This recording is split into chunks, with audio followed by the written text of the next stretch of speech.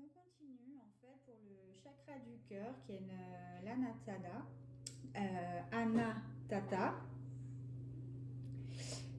je sais plus. Bon, bref. Quatrième chakra, je viens de faire un blanc. Quatrième chakra, chakra de l'amour, naturellement, comme son cœur l'indique, situé au niveau du thorax. Donc, il relie les trois chakras inférieurs. Donc, besoins fondamentaux, instinct, sexualité, force, alimentation. Il est lié au sens du toucher, au contact et aux soins humains. Il est le côté spirituel et terrestre. Il nous libère de l'égoïsme, de l'individualité, de la communication. Il est facteur de l'amour de soi, des autres. Le symbole est une étoile avec 6 branches qui représentent l'énergie féminine, déesse Sati, et le triangle qui pointe au sommet vers l'énergie masculine qui est Shiva. Donc, qui est représenté par l'union divine, qui est reliée une fois à l'élévation de la Kundalini, qui a été achevée des 7 chakras. Donc ça, je vous en reparlerai pour pouvoir la mettre en route. Il faut que les 7 chakras soient opérationnels et naturellement que vous ayez rencontré la personne qui va activer celui-ci. Donc au compte aux 12 pétales de lotus, il symbolise l'amour universel et l'humilité.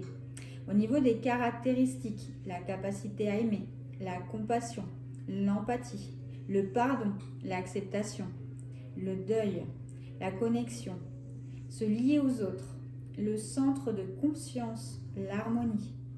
Ce chakra-là, quand il est déséquilibré, vous pouvez être sur la défensive, vous pouvez avoir de la jalousie, la peur d'être seul, forcément la codépendance, vouloir plaire à tout le monde. Vous êtes dans un syndrome du sauveur-sauvé. Ce côté un peu protecteur, vous protégez les autres, mais vous oubliez de vous protéger vous. L'isolation excessive, vous avez tendance à rester un peu de votre côté. Vous êtes limite antisocial. Vous êtes dans la rancune et vous avez du mal à pardonner. Alors souvent quand il est bloqué, vous avez souvent des douleurs au cœur, en fait, à la poitrine, forcément. Niveau lithothérapie, l'alexandrine, l'amazonite, l'émeraude, le quartz rose qu'on propose assez régulièrement sur ce chakra-là, la fluorine, la tourmaline, la malachite et le jade. En animal totem, alors l'antilope, les oiseaux. Donc les oiseaux, ça peut représenter le cygne, ça peut représenter la colombe, ça peut représenter pas mal de choses.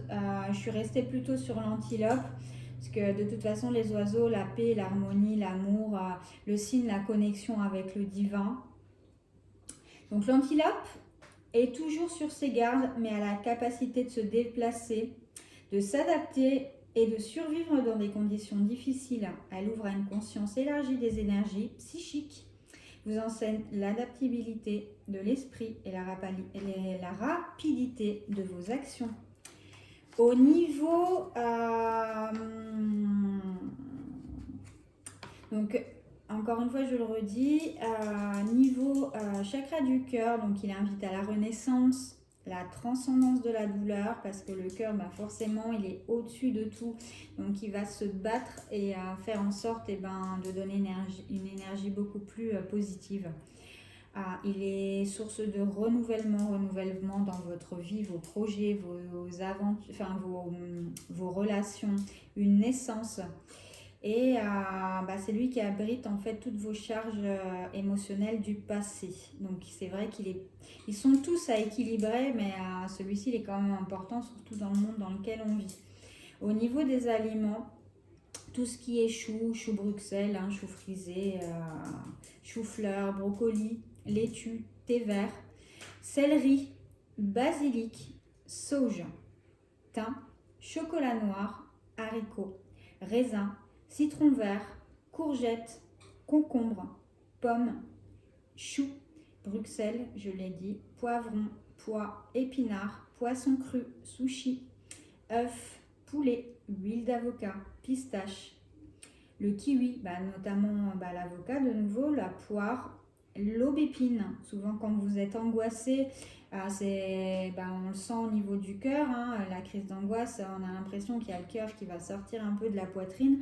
L'aubépine, en petite gélule, ça fait vraiment du bien et ça calme souvent les crises d'angoisse plutôt que de prendre des médicaments qui après vont être difficiles à enlever en fait, hein, qui créent souvent des dépendances. L'aubépine, c'est très bien. Vous avez le thym, la mélisse, l'ail, la cardamone, le cacao. En huile essentielle, vous avez le jasmin, la vanille et l'estragon rose. Ça, je ne savais même pas que ça existait. Alors en curriculum vitae, c'est le anahata, que j'ai pas réussi à dire tout à l'heure. Donc chakra du cœur, l'emplacement le thorax, sa couleur c'est vert, le symbole c'est l'étoile à 6 branches, l'élément c'est l'air, son sens c'est le toucher, la nature, les bois, les champs et la nature vierge.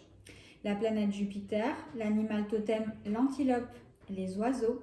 La qualité, naturellement, l'amour, la tendresse, l'ouverture d'esprit. Le côté positif, la conscience de soi.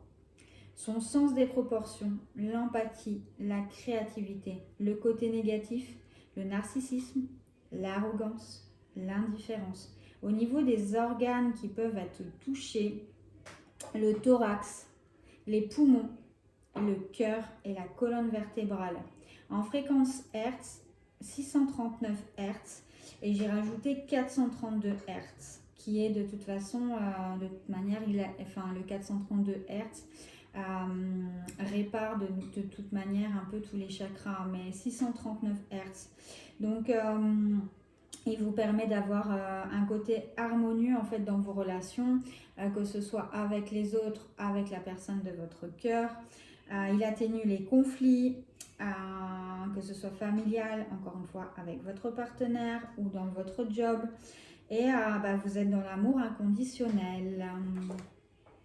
Donc, alors, on vous dit, la fréquence du chakra du cœur, la fleur de vie verte, on renforce notre capacité à aimer intensément et inconditionnellement. Ces qualités curatives harmonisent l'esprit et le corps. Donc on vous dit, le chakra du cœur a été malmené pendant des années, alors pour retrouver l'amour de moi, je m'harmonise. Donc tout ce que j'ai, je vous mettrai quand même pas mal de choses, donc encore une fois dans le descriptif.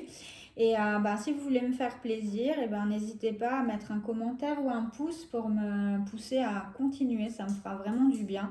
Alors pas pour mon ego, hein, mais parce que ça fait du bien de savoir que quand on taffe et que ça vous plaît, voilà, c'est une reconnaissance un peu sur son travail.